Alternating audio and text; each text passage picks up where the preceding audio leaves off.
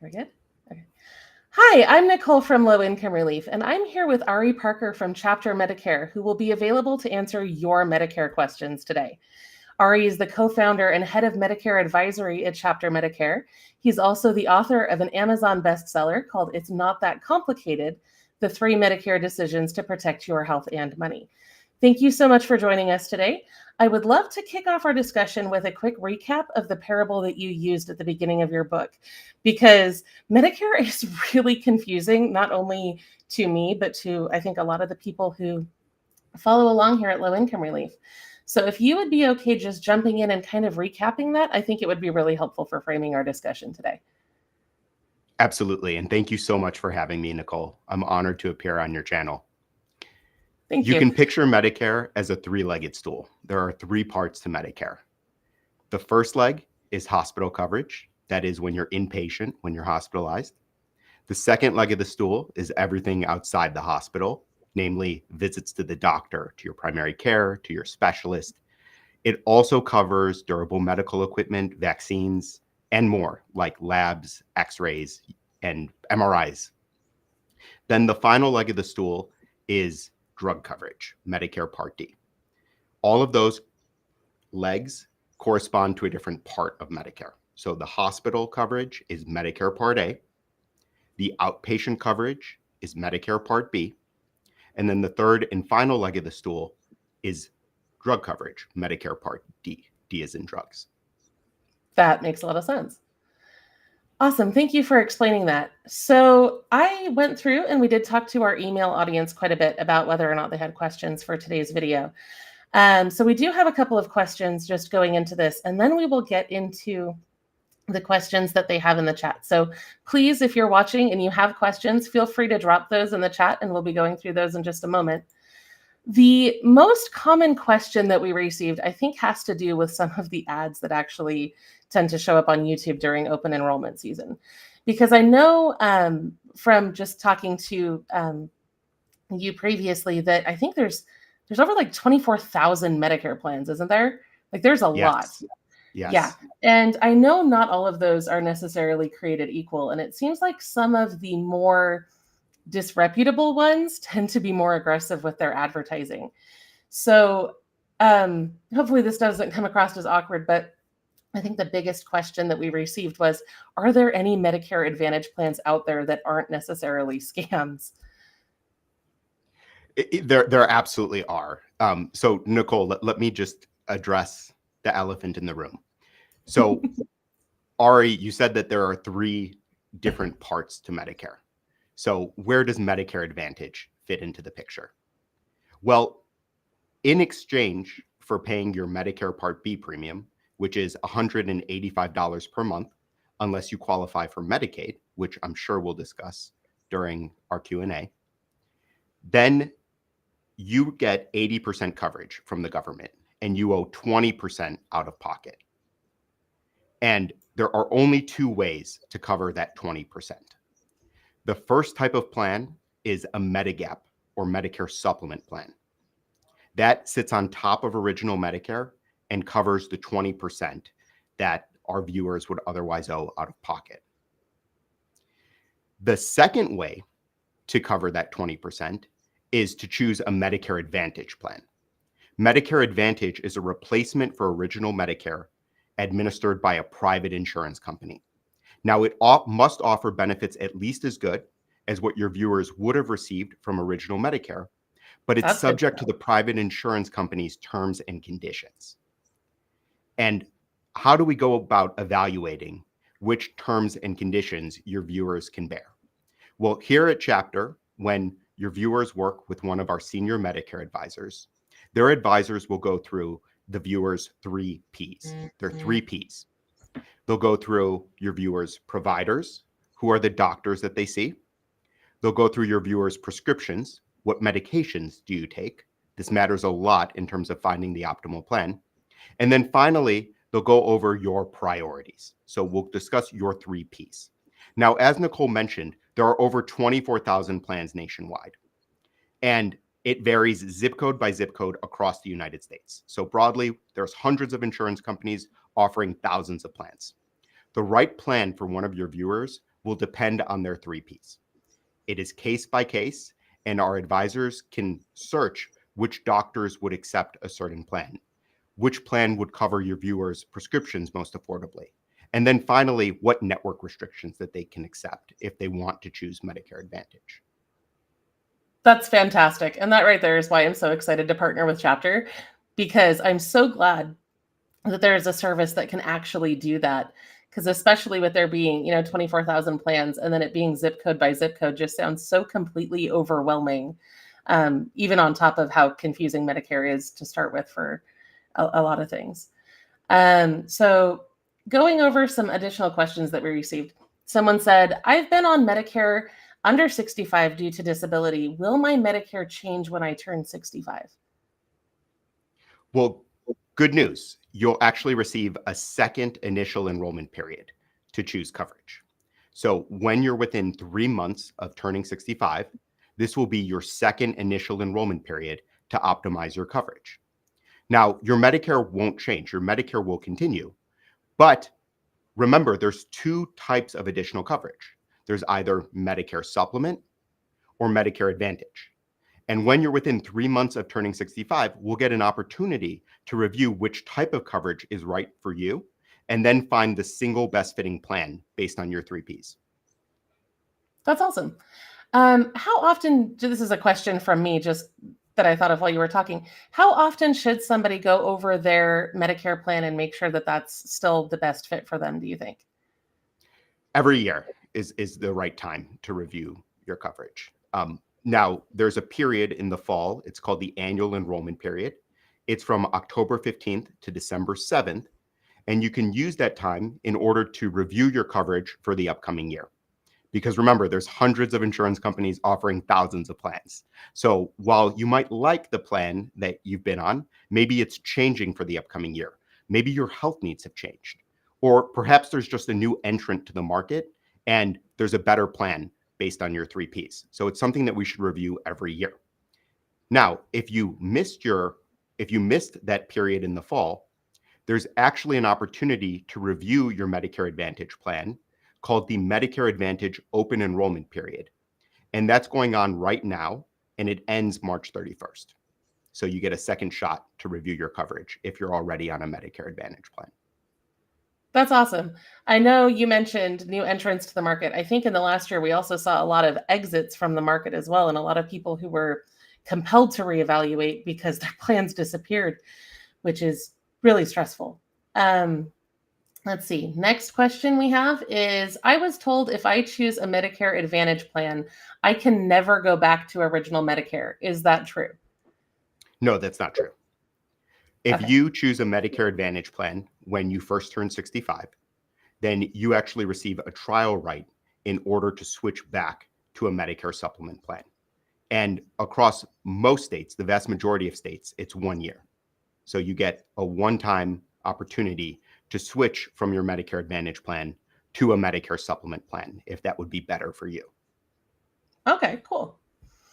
I should also mention that if you move to a different state, Nicole, to your point about a plan disappearing, then you actually receive another opportunity called a guaranteed issue right in order to change to a Medicare Supplement plan or to choose a different Medicare Advantage plan. That's good to know. It sounds like for a long time, I thought that the only time you could switch was during that open enrollment period in the fall where you see all those ads come out. But it sounds like there's actually a lot of opportunities where you can make those decisions. That's right. If you're already on a Medicare Advantage plan, then you have an opportunity, if there's something you don't like about your coverage, to review your plan for 2025. That period ends March 31st. It's going on right now. Yeah, that's awesome. Okay. Let's see. Someone else asked, Medicare may as well be a foreign language to me. We get extra help, but how can I tell if we're eligible for Medicaid as well? This is a great question. So it's awesome that you qualify for Part D extra help. So extra help goes to helping you afford your prescriptions. That is called Part D extra help. It's also referred to as the low income subsidy. Those are synonymous terms. Now, how do you qualify for Medicaid? Well, anyone who qualifies for Medicaid also qualifies for prescription help. So if you qualify for Medicaid, you also necessarily qualify for Part D extra help. So this viewer wants to know, how can I qualify for Medicaid as well? And guess what? The federal government sets income limits on whether you qualify for Medicaid, but some states can be less restrictive than the federal criteria. Namely, California, Massachusetts, Maine, and Minnesota have increased asset limits above the 135% federal poverty limit. So one way to qualify is by being below the 135% federal poverty limit. Another way to qualify is by being in one of the states that have increased that amount. And of course, it varies based on the size of your household. Oh, yeah, definitely. Let's see. And I think you're going to like this question. Someone else said, are there any ways to lower my Medicare bills? Yes, absolutely. The first way to lower your Medicare bills would be by making sure that you're on the right plan, because the right coverage for you should also mean affordable coverage, affordable healthcare for you. So we want to make sure that you're on the single best fitting plan based on your 3 Ps, based on the doctors you see, the drugs that you take, and your priorities. So that's number one. And then the second way would be by seeing if you qualify for Medicaid or for Part D extra help. Remember, if you qualify for Medicaid, then you necessarily qualify for Part D extra help as well. However, if you're above the 135% federal poverty limit that I mentioned, and your state hasn't increased that income threshold, then you might separately qualify for Part D extra help. Many people do, in fact. It has helped over 2 million people per year with their drug costs. That is fantastic. Okay, so that wraps up the questions that we received from our email list. And now we're going to come in here in the chat. So if you have questions and you're watching, now is the time to start dropping those. So this isn't so much a question as a comment, but I really love this. MH said, I read the book they send each year, which to me explains things really well. I was even able to show some doctors that some things are covered that they swore were not covered. And I know that's an issue that we've seen with Medicaid as well, where people have to kind of explain to their providers what they should be getting.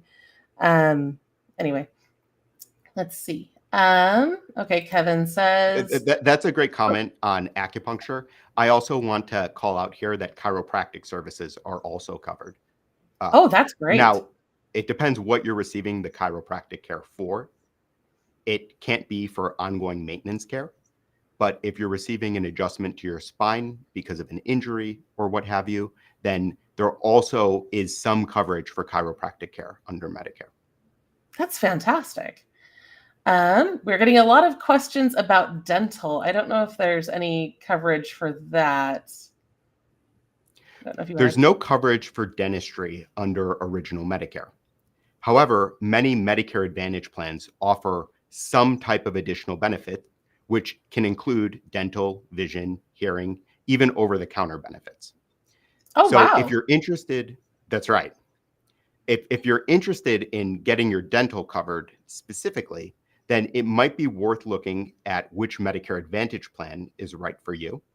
And there are special types of Medicare Advantage plans called dual special need plans if you qualify for both Medicare and Medicaid. Okay, that's great to know. And of course, in this video today, we can't go over anybody's specific plans, but there is a number you can call or a link you can visit in that ticker down below. So if you want to talk to someone from Chapter, or if you have questions about how to get the best benefits for you, that information is right there at the bottom of the screen. Let's see. Kevin says, why would someone want to do a Medicare Advantage plan rather than a Medigap plan? This is a great question. Someone would want to do a Medicare Advantage plan rather than a Medigap plan if they have trouble affording the premium for Medigap. Though Medigap is quite comprehensive coverage, it also costs a bit in monthly premium. So if that monthly premium would be burdensome to you, then it's definitely worth looking into Medicare Advantage, because Medicare Advantage is at least as good as what you would receive under original Medicare from the federal government. But it sets a maximum out-of-pocket cap on what bills you'll have for the upcoming year. So that maximum out-of-pocket protector is really important and a reason to look at Medicare Advantage, in addition to many of the plans having a lower cost. In fact, 65% of Medicare Advantage plans have a $0 premium. With that Wow. said, you still owe the Part B premium of $185 per month unless you qualify for Medicaid. That is great information because this channel is all about helping people save money on their bills. And so that sounds like that's something that we definitely need to know. Elizabeth says, I have Medicare and Medicaid in Texas. What should I do if I lose my Medicaid from budget cuts? Yes, Elizabeth, that is spot on. If you lose your Medicaid coverage, then you will receive a special enrollment period in order to switch to a Medicare Advantage or a Medigap plan. And if you'd like to save money, then you probably will be looking at Medicare Advantage unless the premium for the Medigap plan would be affordable to you. But that would certainly be something to discuss one-on-one with a licensed advisor. That is a good thing to know. Let's see. Maeve says, my state made me use Molina. I can't change. I would think I would have to do research on that to be able to answer that myself. I know if this is a Medicaid issue, like I don't have a lot of Medicare expertise. That's why Ari's here. But I have been on Medicaid before, and I have had to go through that wrestle with my state when they assigned me to a coverage that I didn't necessarily want. They put me on a different plan than the rest of my family, and that meant we had different doctors, and it was just a mess. And I had to call in and be quite persistent until I got a supervisor who could make that change. I don't know if that's applicable here, but I thought I would mention that. I don't know if there's anything you'd like to add on this. We'd need to know more about Mav's circumstances to understand why they're required to use this specific plan. Okay. Understandably, there are different benefits offered by different plans. And so it sounds like this viewer misses their old plan. And so we should see what's preventing them from getting back to that plan. Just out of curiosity, is that the sort of thing that they could get help with if they called in, or?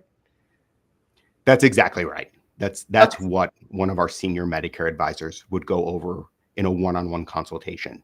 We'd want to understand more about the doctors that you see, the prescriptions that you take, and your priorities, what's important to you, whether that's optimizing for your bottom line or having the most comprehensive coverage possible. That's fantastic that you're able to provide that sort of one-on-one assistance.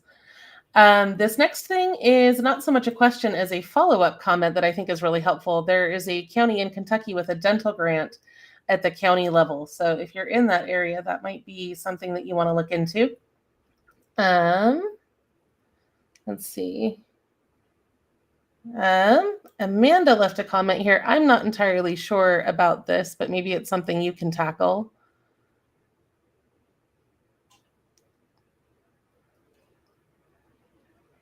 I am not sure what the viewer is referring to with the point about owing over $35,000. Now, Amanda has qualified for Part D extra help, so that goes to Amanda's prescriptions. It sounds like what's happening to Amanda is she's still receiving a lot of hospital and medical bills, which means that she may not have qualified for the Medicare Savings Program. So we'd want to see if she can qualify for Medicaid, which varies state by state. Awesome. Well, I'm not seeing any other questions come in here. I'm not sure if we should wrap up if anybody has anything they'd like to add. But I guess that would make that last call for questions then, if you guys want to get those in. We are getting a lot of comments like that, which are great. Thank you, Vanessa, for that. Thanks, Vanessa. Okay. Well, while we wait to see if anybody has any questions, is there anything else that you would like to add? Yes, the process for applying for Medicaid varies state by state. So, for example, in Alaska, it's called Denali Care. Here in Arizona, where I live, it's called Access. So you want to make sure that you're applying through your state Medicaid agency if you may qualify for Medicaid. And it's worth putting an application in, even if you're on the threshold. There's no harm in just getting a no from the Medicaid office. And if you receive Medicaid, it can really help a lot in lowering your out-of-pocket costs. In fact, a provider isn't allowed to bill you if you qualify for Medicaid. And there's a specific subset of Medicare Advantage plans called dual special need plans that might be able to help with those additional services that people are interested in, like dental, vision, hearing, over-the-counter benefits. The list goes on. Oh, yeah. I always tell people that they should always apply if they think they're eligible, because the worst you're going to get is a no. And it can be very, very helpful if you're able to get those benefits. Let's see. Bernadine says, what Medicare changes are they making next month? As far as any news related changes, anything that isn't scheduled that's happening live, that is stuff that we cover here on this channel. So if you're subscribed, you'll be able to see those updates as they come out. But Ari might know more than me there. So there was a massive change that went into effect on January 1st. It relates to Medicare Part D, the drug benefit. For the very first time, there's a maximum out of pocket on your prescription costs, and it's $2,000 for this year. What we want to make sure, though, is that all your prescriptions are covered under the plan of your choosing. Because if one of your prescriptions isn't covered, then that prescription isn't covered to the $2,000 cap on your prescription costs. that would be a big problem. Okay. I am not entirely sure what bill is being evaluated today. I will have to go and research that and get back to you. I don't know if you're aware of what they're discussing here. This must refer to something that's being addressed in committee. Yeah. I would be surprised if it made it out of committee if it's a significant change to Medicare, because Medicare is widely popular. It polls in the high 70s. Yeah. I can't wait personally to be on Medicare. It's way better coverage than my work provided insurance. Yeah. I do want to say too, just as kind of a follow-up to this, we get a lot of questions on this channel, especially lately, about changes that are being discussed, and things don't typically move fast with government. So if it is something that's still in committee, even if it were to pass, it's going to take a long time before that those changes would usually be enacted. So let's see. Okay, this is a good one.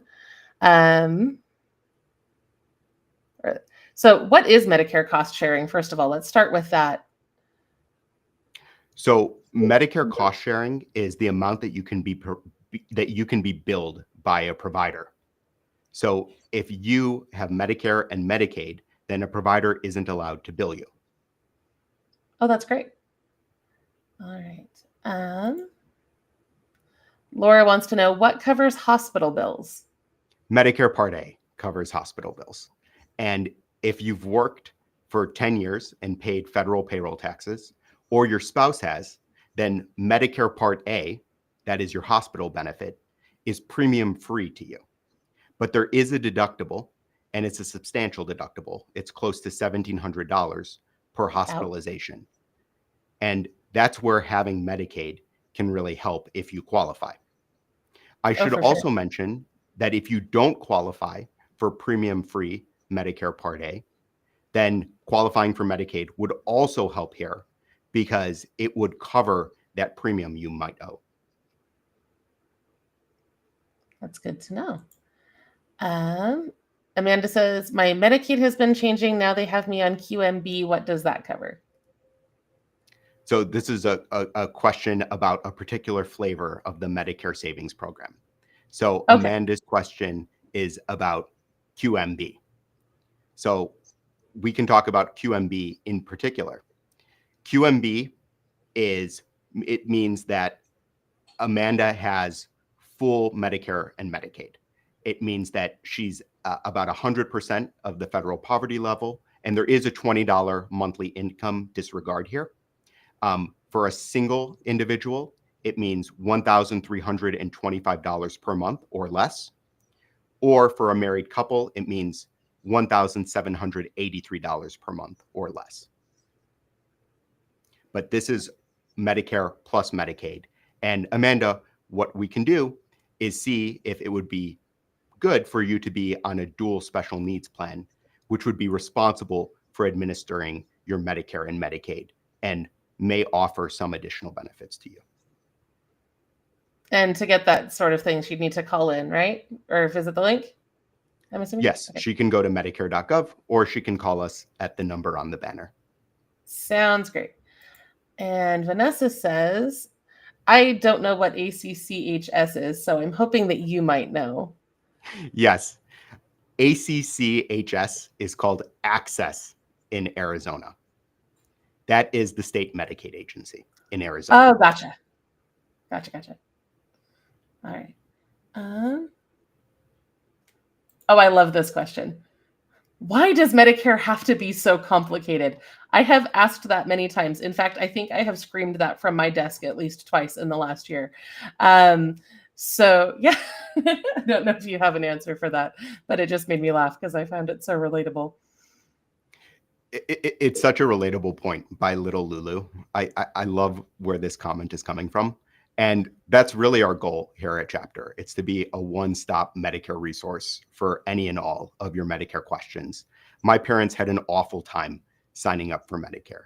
And that's what the reason why we started Chapter, to make it less complicated. I appreciate that so much because I remember when my father-in-law handed me the book and asked me for help, and I research for a living, right? Like I was like, oh yeah, I got this. And then I started reading it and I was like, I don't got this. Like it's a mess. So I really appreciate all of your help with this. Let's see, we got one more here. Anna says, in Ohio, they used to not allow dual coverage. Has that now changed? I'm aware of many people in Ohio who have both Medicare and Medicaid. So I'm not sure if that's changed, but certainly Ohio has many people who are on Medicare and Medicaid.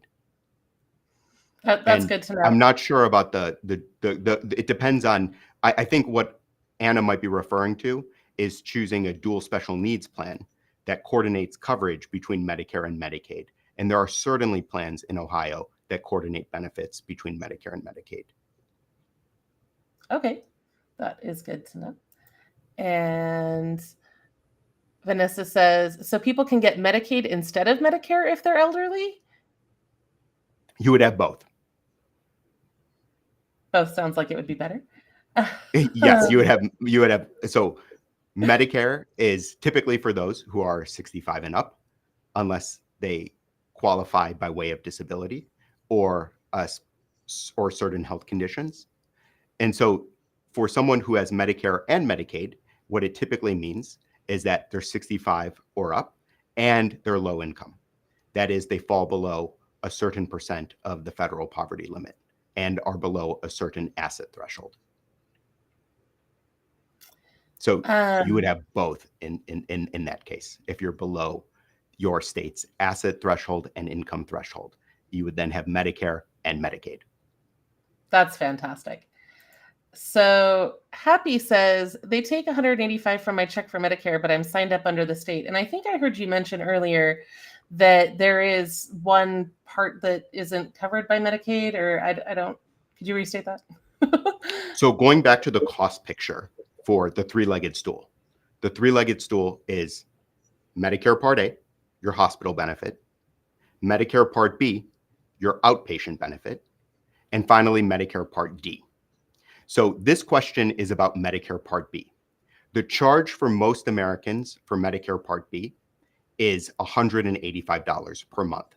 And that's deducted right from your Social Security check, unless you qualify for Medicaid. Okay, so if they are qualified for Medicaid, then it is not deducted, right? Correct. Okay. Gotcha. Oh, and here's a question we have seen many, many times on this channel. The $900 food card. That I don't know if those advertisers specifically target our channel or what, but we get asked about this a lot, and I'd love to hear your opinion on this. So have to evaluate the fine print when choosing a specific plan. Now, these plans aren't necessarily targeted to where you live. And you know, having attended this live Q&A with Nicole, that the plans vary zip code by zip code across the United States. And so that's why it's so important to do a search for the right plan for you based on your 3 Ps. Just because there might be an additional goodie that you want, it's not worth sacrificing your healthcare. So we always want to start by evaluating your doctors, your drugs, and your priorities. And of course, if it's tied on whether a certain plan would cover your doctors and prescriptions, it can be a tiebreaker to choose a plan that offers more additional benefits to help with your dental, vision, hearing, or even groceries. That is a very good point. Let's see. Sorry, I'm reading through. We're getting a lot of comments now. That's great. Yeah, right? I'm just trying to pick them out. So you can see what's on screen, right? Can you address that?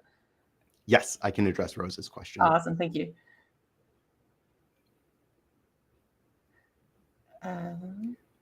Rose, if you're cost share protected, that is, if you have Medicare and Medicaid, then you should not be seeing a copay when you go to your doctor's office.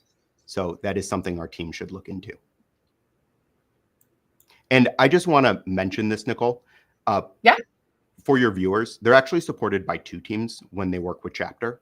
They're supported by the senior Medicare advisor that they work with in order to choose the optimal plan based on their doctors, their drugs, and their priorities. And then for ongoing support for any questions or hiccups they have with their coverage, they're supported by our member success team. So our member success team is your viewers' first line of defense for any questions that come up surrounding their coverage. Oh, that's fantastic. Okay. I really appreciate that. Laura says, I'm turning 65 in a few months. When do I need to switch from Medi-Cal? Which I believe is the California name, right? Thank you for asking this, Laura. Laura, your initial enrollment period begins 3 months before the month in which you turn 65. So for example, if your birthday were December 23rd, then your initial enrollment period begins September 1st. And as long as you sign up in September, October, or November, your Medicare will begin December 1st. It always goes to the first of the month. With that said, if you wait until December in order to sign up for Medicare, then your health insurance will be delayed a month.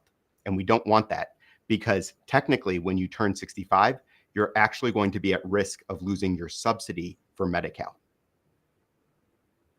That is really good information.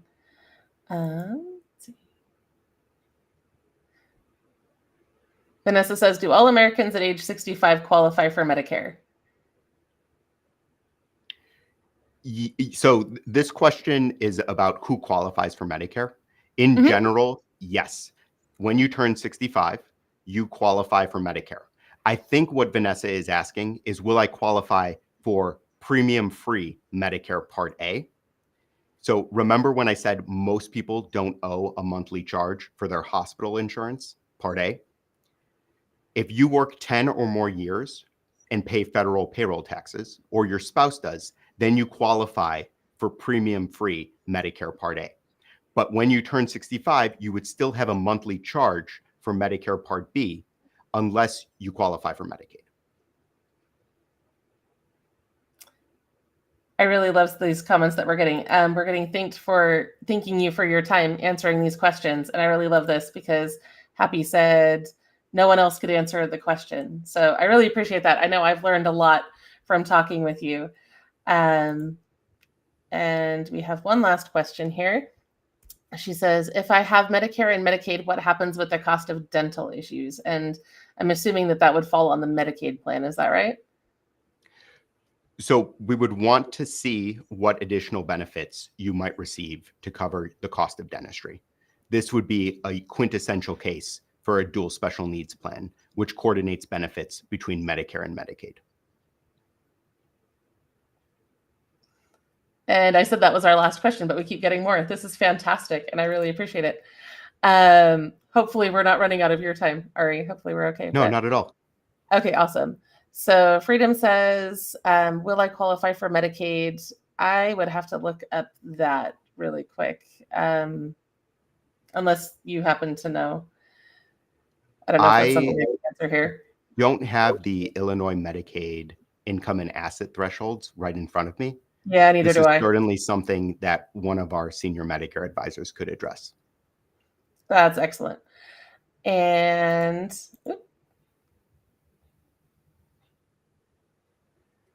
do I really Brenda, the answer is yes. Yes, you certainly need Medicare Part B. If you have Medicare and Medicaid, then you shouldn't be receiving a deduction from your Social Security for that Medicare Part B premium, which is $185 per month for most Americans. That's good. And can you explain asset limits or inheritance? Certainly. So let's go over asset limits. The resource asset limit for Medicaid is $9,660 for single people for 2025. And it's $14,470 for married couples. But remember, some states have increased asset limits, namely California, Massachusetts, Maine, and Minnesota. And some states have eliminated asset tests altogether. Those states are Alabama, Arizona, Connecticut, Delaware, the District of Columbia, Louisiana, Maine, Mississippi, New Mexico, New York, Oregon, and Vermont. And then some states have higher income limits, but this question was about asset limits. Yeah.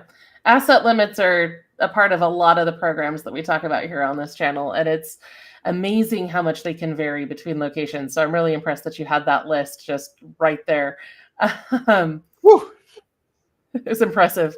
Vanessa wants to know if you have a channel. I'm flattered. Right now we have the chapter YouTube channel. I've posted a couple videos there. It has been an honor appearing with Nicole, though. One day we aspire to have as many subscribers as she does. I'm really glad to have you here. Happy says, do they reimburse the money that they took?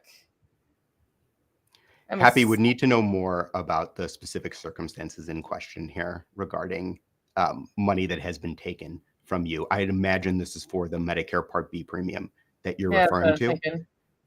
If you are dual eligible, that is, if you've qualified for Medicare and Medicaid, then you should not have been charged for Medicare Part B for the time in which you were dual qualified. That is really important. It's always important to know what you qualify for, because there's a lot of things like that, not just, I think, with Medicare and Medicaid, but with a lot of assistance programs. They don't always tell you. So it can be hard to get. And let me mention one more thing here. So remember how anyone who qualifies for the savings program also qualifies for Part D extra help. Important point. Anyone who qualifies for Medicaid also qualifies for Part D extra help. However, sometimes the Medicaid state agency forgets to turn that on for your Part D extra help. They forget to alert the federal government. And we definitely want to make sure that you have Part D extra help if you are also qualified for Medicaid. That can happen. It's few and far between, but it's an important point that I wanted to mention, because if you qualify for Medicaid, you should also be receiving relief on the prescription side as well through Part D extra help. Definitely. Thank you for pointing that out. I really appreciate that. I think we have actually reached the end of our comments. So I really appreciate that you took the time to appear here and answer all of these today. Your information has been really valuable, and I really appreciate that. Thank you so much for having me. This was so much fun, and we're going to have to do it again, because these questions we could spend all afternoon answering them. Awesome. Yeah, I'd love to do this again. So thank you all for watching and participating today. I really appreciate it. And we will be back soon with more ways to help you. Have a great day.